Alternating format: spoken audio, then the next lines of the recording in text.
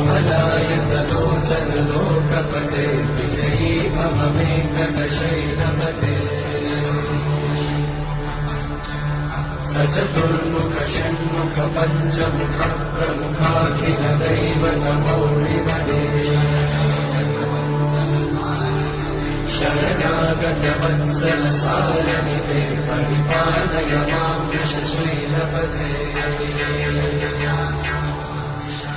अतिवेलतया तव दुर्विषहैरघुवेलतिवैरपराधशतैः हरितं त्वरितं वृषशैलपते त्वरया कृपया परिपाहि हरे